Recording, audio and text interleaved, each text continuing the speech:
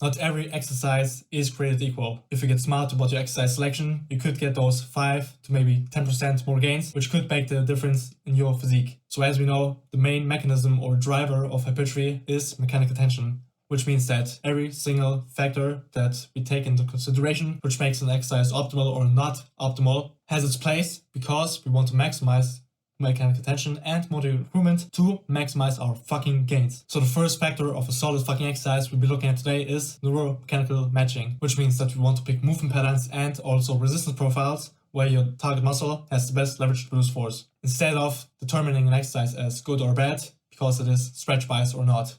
Doesn't make any fucking sense. For example, the dumbbell pullover for the lat specifically, not for the chest or intercostal musculature, it is an absolute garbage F-tier fucking exercise, because the lats have much less leverage to produce force compared to other muscle groups in that completely overhead shoulder extension position where the peak forces in the dumbbell pullover are. And by the time your lats actually gain leverage over the other synergistic muscle groups, the range of motion of the exercise fucking stops. Now compare that to a cable pullover. If you position yourself correctly in the cable station and stay in the active range of motion of the lats, the exercise starts and also has peak tension where the lats actually have the most leverage to produce force. This is also why a wide grip pull-up is a more optimal pull-up variation than the standard grip, because it limits and stays in the active range of motion of the lats. If you want to know the ins and outs of what the best exercises are in terms of movement patterns and also resistance profiles for every single exercise, make sure to check out these posts, which I will link down below or show on the screen, from Beardsley, and follow his shit, because he knows much more on that than I do. Decreased stability in an exercise decreases motor unit improvement and also therefore mechanical tension, which you can produce while performing that exercise. Due to the extra brain power and also co-contractions it takes to stabilize yourself while performing that exercise, which therefore reduces the stimulus for the target musculature. You have to create maximum external stability to create maximum internal stimulus. For example, the TikTok version of the iliac pull down, which was spread across the whole fucking internet, will get you much less stimulus than a bench supported cable iliac pull down variation, or even doing it in a machine, which is certainly not available in 99% of your gyms out there. There are two main practical applications to make your training more stable and also therefore get you more stimulus, which will in return get you more fucking jacked, which is first to ditch free weight movements essentially. Just pick the movement pattern you're doing, for example a flat bench press, and just fucking do it in a Swift machine, which will immediately increase the stability and also therefore stimulus you will get. Pick a hack squat instead of a barbell back squat. Pick a chest supported row variation instead of a barbell bent over row. The second thing you can do is just to optimize your setup to make your exercise you're already doing more stable. For example, instead of doing the tricep pushdown while standing up, where you have to balance your whole fucking body in space, making it almost an ab exercise due to the heavy loads lifted, find ways like this fucking genius right here, so that stabilization takes care of itself, so you can focus solely on moving the fucking weights. A massively underrated exercise tool to pimp up your exercise selection is to utilize unilateral exercises. The bilateral deficit states that you are stronger performing exercise with just one limb at a time, which means that your body is more efficient to produce force while doing a unilateral exercise. For example, you will be much stronger, like 2, 3 or even 4 reps while doing a single arm bicep curl, or you could even add some weight on top of that, compared to a standard bilateral bicep curl, which is important to note because exercises later in the session give you much less stimulus as every single exercise or even set declines in productivity because motor improvement and mechanical tension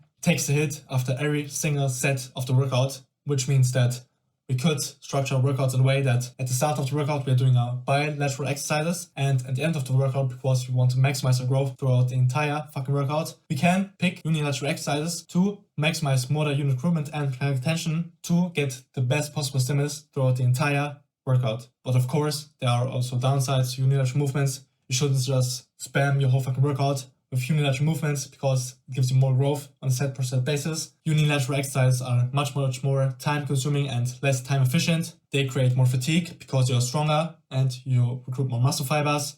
You're doing more sets because a bilateral exercise for 2 sets is just 2 sets, but a unilateral exercise for 2 sets adds up to 4 sets. So be smart about picking the right number of unilateral exercises per workout so you don't spend fucking 4 hours in the gym And also, don't beat yourself up to the ground. Loadability and progressibility is a huge factor which you need to consider when picking the right exercise for your program. If you have that perfect converging chest press machine, which loads the stretch position where the chest has the best leverage, which will make you absolutely fucking cream, but you've maxed out the stack in the first week of your new training program and you cannot put in a gym pin, that exercise is no bueno. Also, when picking cable exercises like tricep pushdown, whether that's bilateral and especially when doing it unilaterally, you should pick the cable station in the gym. That allows you to progress your lifts much smoother, as 50 kilos on a 4-pulley cable station adds up to 12.5 kilos. On a 2-pulley cable station, it adds up to 25 kilos. And on a 1-to-1 pulley cable station, it adds up to the shown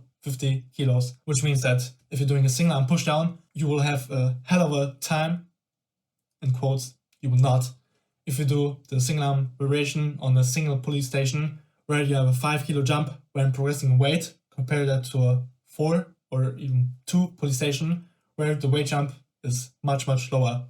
And again, this is especially important when doing the exercise unilaterally. Now, if you don't enjoy the process of optimizing your exercise selection, you just want to move heavy ass circles with a free weight because you just enjoy that shit more, your passion, intensity, focus, and therefore mechanical tension will be way higher when you enjoy the shit you're doing. Bodybuilders have been training with free weights and calisthenics for a century now. They have perfected these unstable movements to the point where they have become stable. And look, they're fucking jacked. You don't need any permission from anyone to do whatever the fuck you want. Anything works if you put your mind to it.